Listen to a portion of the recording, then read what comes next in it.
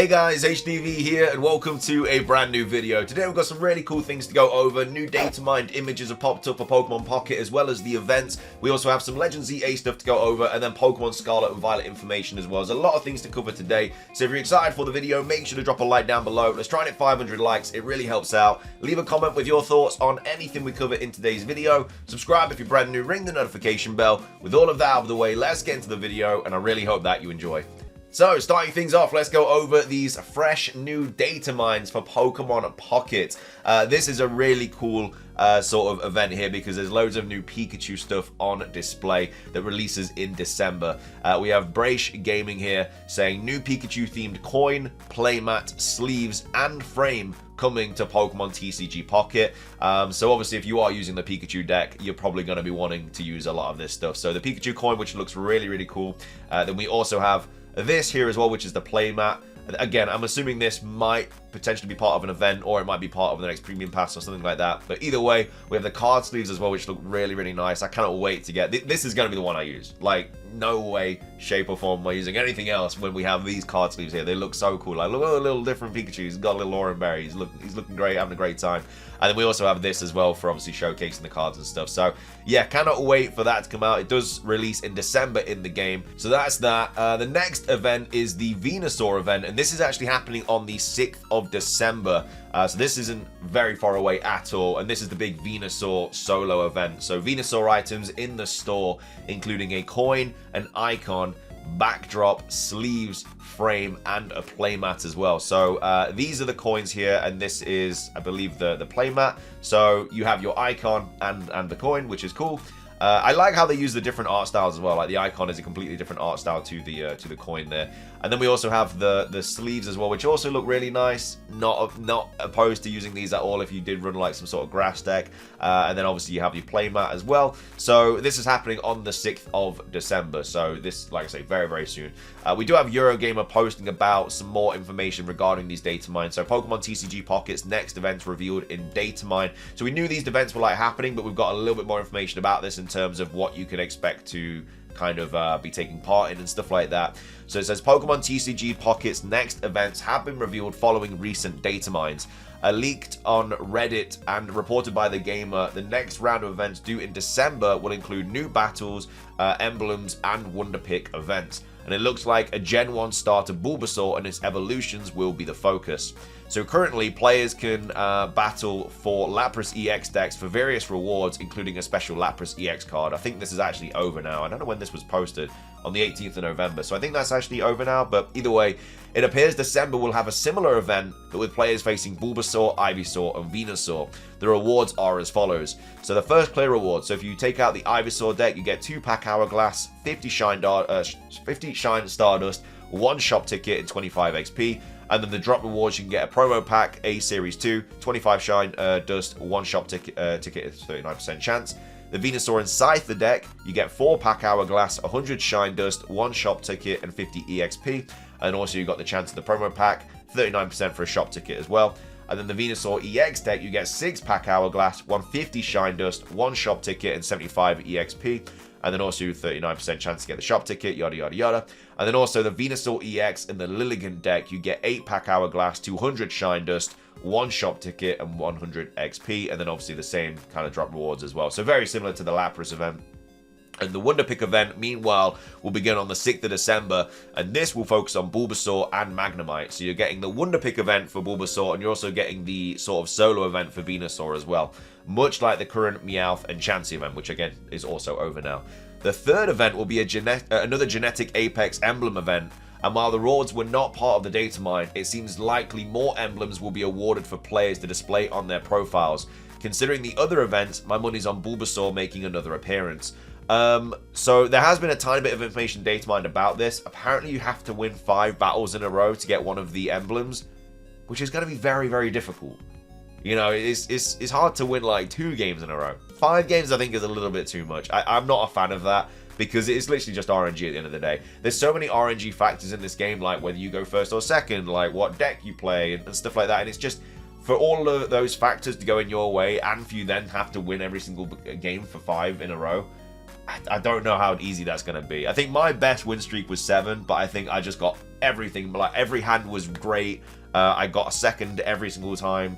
And some of those games, the person just conceded straight away because they, like, failed a misty coin flip or something. So all these factors have to go in your way.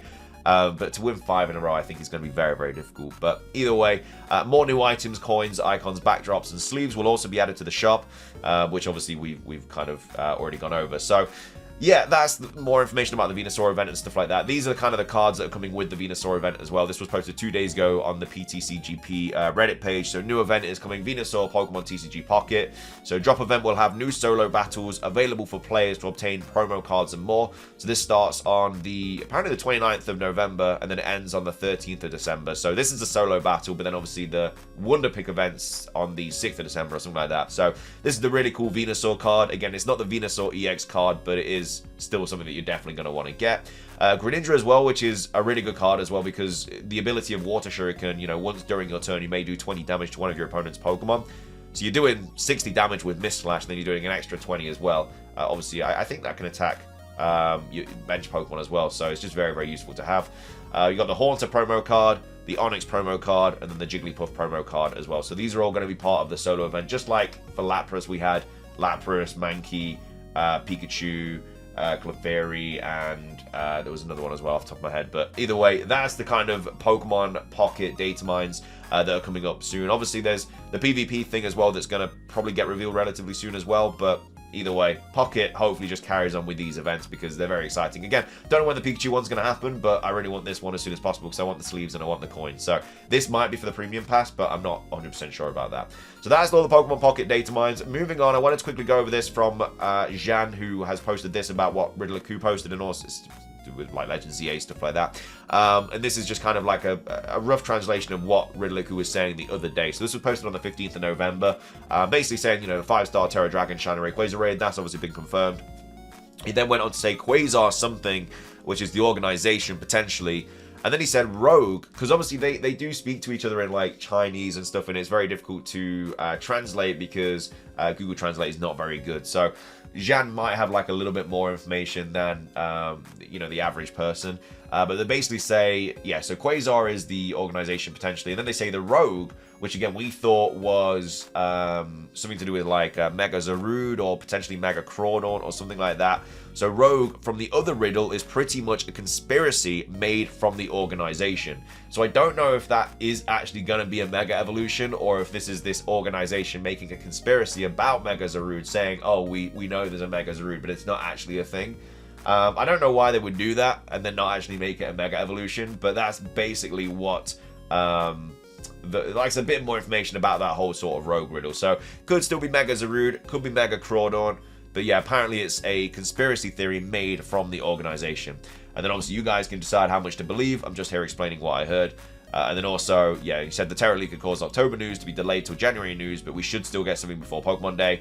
And again, you guys decide how much to believe. So obviously the new information here is that the Rogue kind of riddle is a conspiracy theory made from the organization. So a little bit of Legends EA stuff to kind of go over there in regards to that. So shout out to Jan for obviously the translations and stuff like that as always.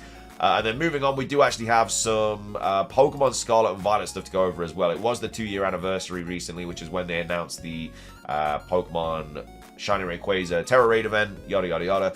And they actually have some stats for us about different things. So I don't know how they kind of tracked these, but you synchronized with your favorite Pokemon, invited special guest trainers, and even made sandwiches with no bread on top. Now it's time to take a look at all of your stats, Pokemon Scarlet and Violet by the numbers. So the most synchronized Pokemon were Latias, Rayquaza, Garchomp, Meowscarada, Ceruledge, Varoom, Goldengo, Miraidon, and Ogerpon. I assume Latias just because of how fast you can go with it. So they were the most synchronized Pokemon.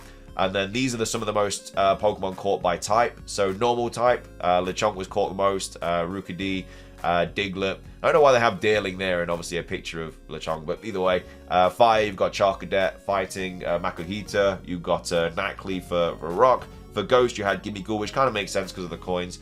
For Fury, you had Fidough, and then Water, you had Psyduck. And then also, moving on, we have other types as well. So Bug, we have Tarantula.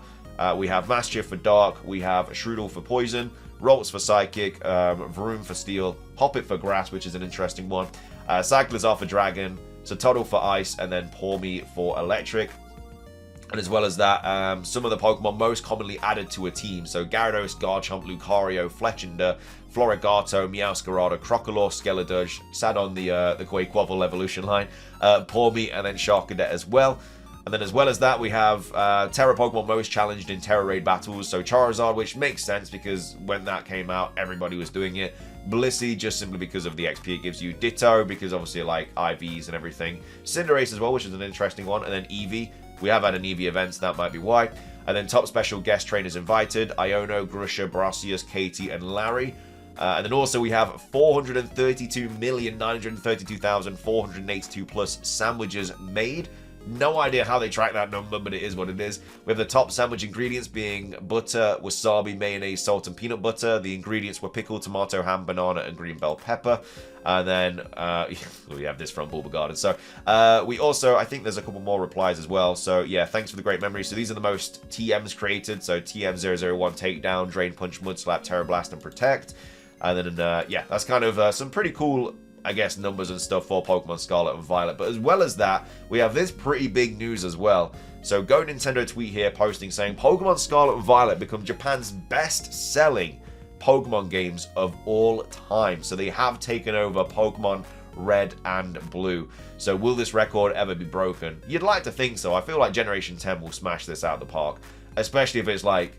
Because Pokemon Scarlet and Violet have done this with relatively bad press as well. Like, there's been a lot of talk about the lag and the bugs and stuff like that. If Generation 10 smashes it and gets like really positive reviews and stuff, then surely you'd like to think it would do really well. Maybe not straight off the bat, because obviously it will be on the new console and people will have to get the new console first and stuff. But either way, as with every mainline Pokemon release, the launch of Pokemon Scarlet and Violet was highly anticipated. People were incredibly quick to flock to the games when they arrived, but the sentiment online quickly changed from excitement to disappointment, as many found the titles to be lackluster in a handful of areas. You often wonder just how much the voices online indicate what the actual temperature is surrounding a game release. Does the wave of negativity surrounding a game launch actually equal poor sales, or is it just a loud yet minor portion of the player base that feels that way? With Pokemon Scarlet and Violet, we at least have part of the answer. I mean, in a sense, when you see loads of people on like Twitter or on YouTube kind of talking about it and just saying bad things about it, that is a very small kind of minority. When you talk about the whole Pokemon fan base, you know, it's millions and millions and millions of people that are going to buy this game, and that might be millions and millions and millions of people that really enjoyed it as well. So yeah, I just think even if people are giving it bad kind of press online, it's still a small handful. People still obviously go to reviews and stuff, but it's not the whole thing at the end of the day. And then over in Japan, Pokemon Scarlet and Violet have sold through 8.3 million units. So this is a staggering number for the region, and it actually is good enough to secure a major accolade. So Pokemon Red and Green have been the record holders for biggest sales figure in Japan for the franchise, but the 8.3 million units moved for Pokemon Scarlet and Violet is good enough to take that crown. In other words, Japan has more than shown their support for the latest mainline outing, so it appears that portion of the audience is quite happy with what Pokemon Company has offered. In Pokemon Scarlet and Violet, catch, battle, and train Pokemon in the Paldea region. Oh, yeah, it's just a description. So, yeah, it is. It's doing really well, obviously, especially in Japan. I think it is going to probably be the second best-selling Pokemon games of all time worldwide soon as well. I think it will take over Scarlet and Violet. I don't think it will knock Red and Blue off the top spot. It has knocked Gold and Silver off third. But yeah, I don't think it's going to knock Red and Blue off the top spot. But I think it will overtake Pokemon Scarlet and Violet. But either way, what are your thoughts on this? Are you surprised to see this? Or do you think that the games are actually pretty decent and you can see why they have sold so well? And also, let me know your thoughts on the kind of rogue thing from the organization as well, in regards to whatever it is. Maybe it's Zarude, Crawdon, don't really know. And then also, what are your thoughts on the Pokemon Pocket events as well? And how are you enjoying it now as well? I feel like the dust has settled a little bit on this game, especially with most people have done all the events that are live right now, and as well as that, a lot of people have kind of, I guess, extinguished all of the free packs that they're going to get. So right now it's kind of, for a lot of people, just logging in, getting nothing, or getting a hit every now and again, and then obviously going back off it. So I don't know, let me know your thoughts on Pocket. Do you think these events, I think these events have to keep coming out if the online is going to stay the way it is, because there's no like ladder system or anything like that. There's no competitive edge to it really. So they have to keep bringing out these events, keep people engaged 100%. But either way, let me know your thoughts on all that. But thank you for watching. If you enjoyed, drop a like down below. Leave a comment with your thoughts on anything we covered. Subscribe if you're brand new. Ring the notification bell for daily Pokemon content. Have a great rest of your day. And until next time, peace.